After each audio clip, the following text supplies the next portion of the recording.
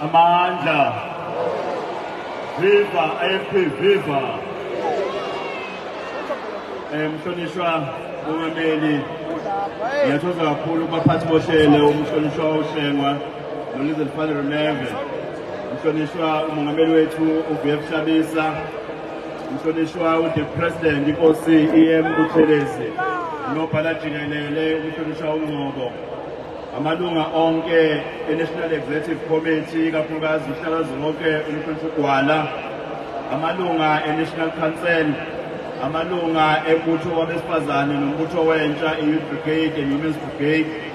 Amakhosi asendunkulu ikakhulukazi inkosi yamaphindangene ekhona umntwana uzuzipha uphakathi kwethu kanye nabatwana bonke basendunkulu. Amalunga emedia akhona lapha, members of the media kanye nabaholi bethu abasomadistrict nama-constituencies nasemazikweni ikakhulukazi amavolontiya eqembu le-IFP abezophepha na wonke umuntu okhona lapha.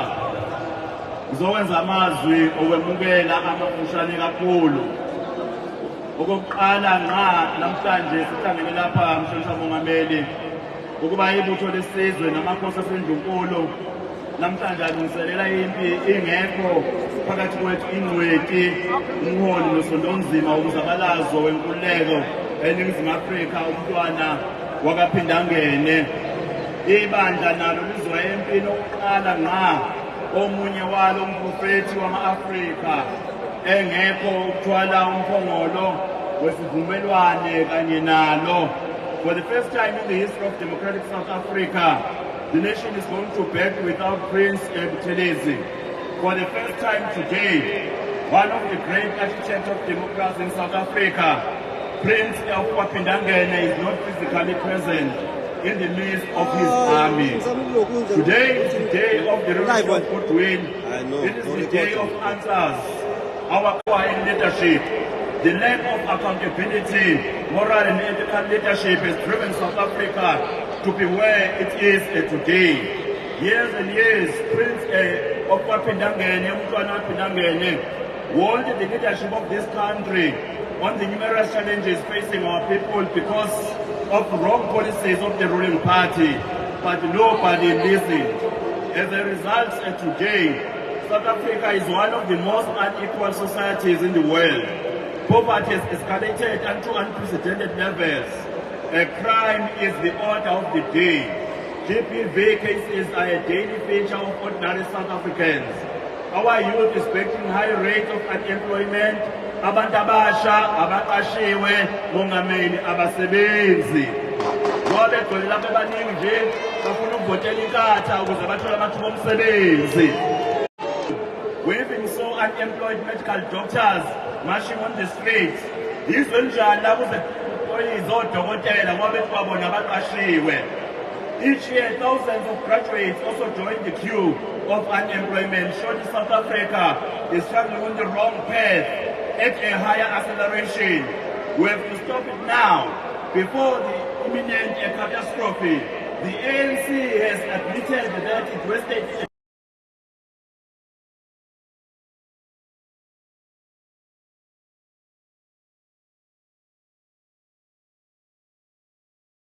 akwenzeki lutho lapha mhlonishwa mongameli KwaZulu-Natal naseNingizimu Afrika akwenzeki lutho opholisa ithemba. Petrol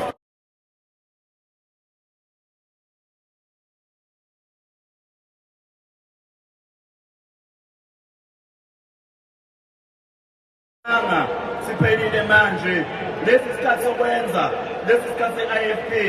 Abantu baseNingizimu Afrika sebehlupheke kakhulu. Abantu baseNingizimu Afrika banemibuzo eminingi engaphenduliwe. Namhlanje i-IFP ilapha ukuletha incwadi yempendulo. I-Manifesto ye-IFP incwadi yempendulo.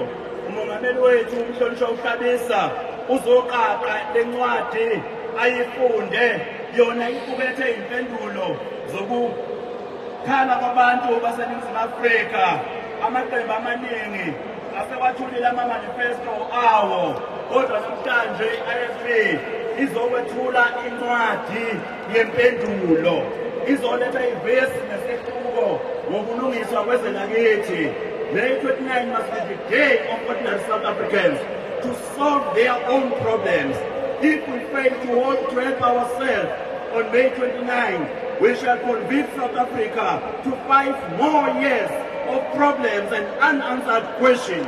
While the country will continue to go down on the downward general spread towards mediocrity, the IFP is the answer to drive South Africa to the prepared towards excellence, prosperity, and stability. IFP is ready for the battle. Don't be passive. Winning the election is not merely about issue voting for the IFP, but winning the election is primarily about each of you convincing every large number of people not to only vote IFP themselves, but for each of them to go out there and convince other people to vote IFP. Once our president has delivered the IFP manifesto, we shall all go out and campaign on the streets, on the villages, townships, towns and cities. We shall spread the IFP message by the seaside, on the interland, and on the air. The IFP flag with the spirit of Ushene shall fly high and above South Africa's problems. Let's do it for Shene. Let's vote for the IFP. Masikhumbule umzabalazo omude weminyaka uShenge zabalazela ukwakha lelizwe. Lesifundazwe sakithi KwaZulu-Natal. Masikhumbule uShenge elwela ukhosi, simkhumbule elwela imfundo njengesikhali somzabalazo wempisholo. Simkhumbule ngoNembeza wethu sivotele iqembu le-IFP senzele umntwana wabaphinda ngene. Program Director, with these few words, I wish to welcome all South Africans to the Kingdom of KwaZulu-Natal. I believe that you are here today to be part of a generation that will rescue South Africa from being lost into the dark and deep dungeon. Thank you.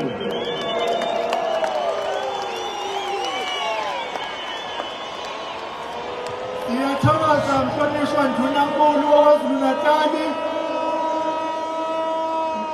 for those remarks which chart the way forward in terms of why we are here this morning. Emuva avulela abantu babangene ngaphakathi. Vulani ama-gate lapha emumva. Vulani ma-marshals ukuze ingabi khona inkinga. Abantu bagcina sebenze